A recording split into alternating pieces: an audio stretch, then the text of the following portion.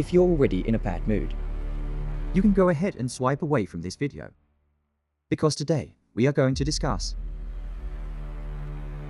one of the most chilling chapters in the Mexican drug war. Let me say the most important thing first. Do not search for that video. Absolutely do not. Some things are better left unseen. To explain the story of El Siri, we first need to understand the origins of the Mexican drug war. I believe many people think Mexican drug traffickers are just a bunch of thugs. In reality, it's not that simple. Mexican drug cartels have evolved into paramilitary forces capable of rivaling local governments. They are organized, disciplined, and heavily equipped. They even have their own intelligence and propaganda departments. You might find it ridiculous, but they actually shoot corporate promotional videos. Except their promotional videos feature skinning people alive and carving out their hearts. The Mexican drug war officially erupted in 2006. To date, hundreds of thousands have died. The number of missing persons is countless. The government can't defeat them. Civilians are just caught in the middle of these lunatics. Those cartels with names that sound like rock bands. CJNG, Los Zetas, Sinaloa. This is about the blood feud between CJNG and Los Viagras. And that video that made the entire internet tremble. Its full name is the Jalisco New Generation Cartel. It is currently one of Mexico's most powerful drug cartels. Their boss is Nemesio Cervantes, alias El Mencho. Right. The US government once placed a $10 million bounty on his head. He is on the same tier as Osama bin Laden. But can you imagine? This man started out simply as an avocado farmer. El Mencho was born into a poor Mexican family. Life was extremely tight. To make money, he and his brother smuggled themselves into the US and started selling drugs in California. He was arrested twice. After being deported back to Mexico, he joined an organization called the Militia cartel. During that time, he also infiltrated a local police force. This experience later became the true capital for his rise, because he received genuine tactical training in the police force. Later, the Militia cartel was wiped out. Its leaders were either killed or captured. But El Mencho didn't sink. Relying on that military background, he built his own armed faction. This was the prototype of the CJNG. The biggest difference between CJNG and other cartels is that they are not a disorganized mob. Look at the videos circulating online. Their gunmen wear uniform military fatigues, carry standardized assault rifles, with grenade launchers attached to the barrels. Can you call them drug dealers? This is a literal army. Mexico's homicide count surpassed 31,000. And CJNG was the prime catalyst behind this bloody wave. Their strategy changed. In the past, drug lords bribed officials, bought of the police, and made money quietly. But El Mencho didn't play that game. He directly kidnapped officials, assassinated politicians. His logic was simple: if you don't obey, I'll put someone else in your seat. What was his goal? To negotiate with the Mexican government. How? Throw the country into chaos first, forcing the government to sit down at the table. This was his bargaining chip.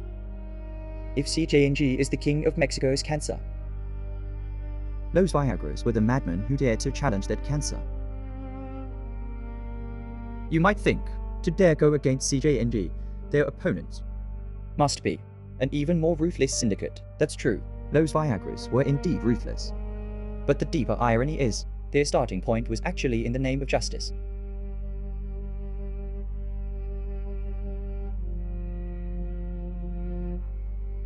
Their initial goal was to combat the tyrannical Knights Templar cartel. The leader of this self-defense group was the former security director of Michoacán state. And what did the members of this group originally do? Cockfighting. Yes. It is a highly brutal blood sport. Two roosters are tied together, relentlessly slashing each other with bladed spurs attached to their feet. until one of them dies, growing up exposed to such a bloody environment perhaps foreshadowed their subsequent brutality. In the beginning, They did indeed stand on the side of justice. they helped the military capture many Knights Templar bosses, making significant contributions.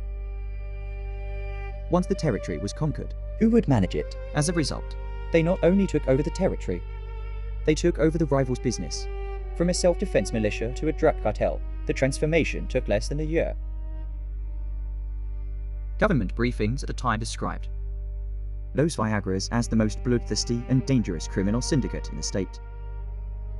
And this group was about to clash head-on with CJNG, the strongest in the country. 2019 was the turning point in the war between these two cartels.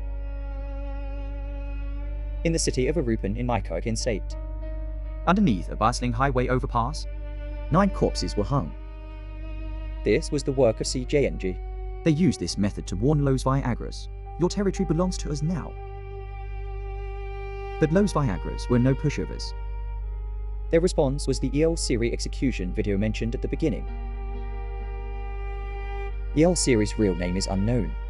How he got his nickname is also unknown. All we know is he belonged to CJNG. Or rather, he was a hitman. After being captured in Los Viagras territory, He was taken to a remote farm. then the camera turned on. His hands and feet were bound, covered in blood. Viewers could see it in his eyes. He knew he was going to die. Facing the camera, he stated his identity, Stated he was a CJNG member. stated his mission. He even added a few inconsequential remarks. He knew he had already been abandoned by his organization. The executioner pulled out a knife. I won't go into detail on the following scenes. Again, do not search for it. The executioner began flaying him from the chest. El Siri was completely conscious. Some say the entire process lasted over 10 minutes. Some say the executioner eventually carved out his heart. I don't know if that's true. I only know the video ended there. But the psychological trauma left on the viewers had just begun. Why film something like this? Who is the audience? The answer is, it's meant for everyone to see. These videos aren't evidence. They aren't records. Cartel rule doesn't rely on laws. They rely on making you fear them. If you are afraid, you won't resist. If you don't resist, you won't steal their territory. The intent of the video is obvious. This will be your fate. And of course, it's also meant for ordinary civilians. The message is, don't meddle, or you will end up like this too.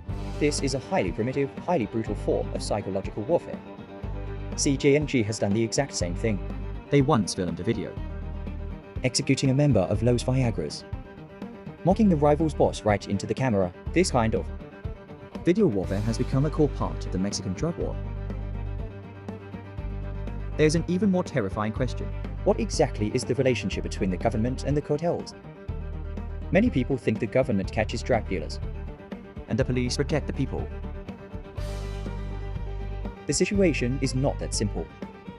The money cartels make, Partially flows into the pockets of officials, those who are supposed to protect the citizens, instead become the cartel's protective umbrellas. Remember what El Siri said in the video. The cartel will not protect us. Why did he say that? Because in his understanding, the cartel and the government are one and the same. Once you have no value, the government won't save you, and neither will the cartel. conversely, Those who haven't been abandoned. Those hitmen still on the job. Why can they kill with absolute impunity? because there are police officers tipping them off, and officials providing cover. You might think this is an exaggeration, but in some parts of Mexico, The police are practically the cartel's security guards. Some are threatened into it. Others are bought off. the result is that ordinary people are trapped in the middle. Report them, and no one cares. Resist, and you get killed. We live in a peaceful country, We have laws, police, and a normal life. but in our era, Accessing information is too easy. You might just be searching for a morbid video and end up witnessing El Siri's final moments. You might click the video purely out of curiosity and end up never being able to erase those images from your mind. Why am I making this video? Not to scare you, and not for morbid curiosity. I just feel that some truths deserve to be exposed. The law is useless there.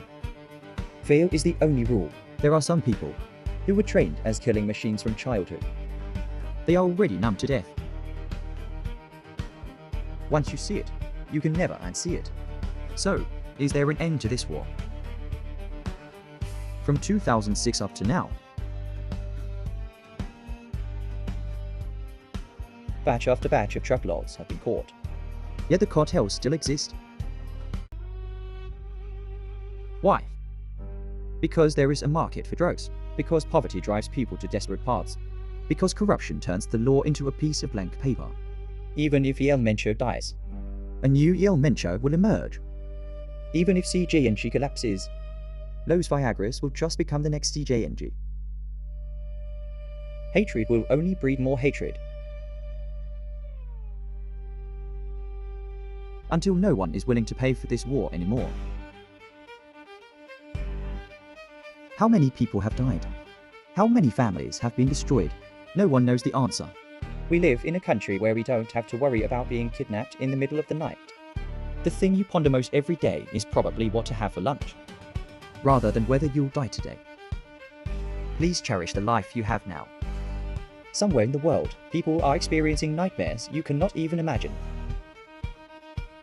If you want to learn more stories about Mexican cartels, feel free to tell me in the comments. Don't forget to like, coin, and favorite, and don't forget to subscribe.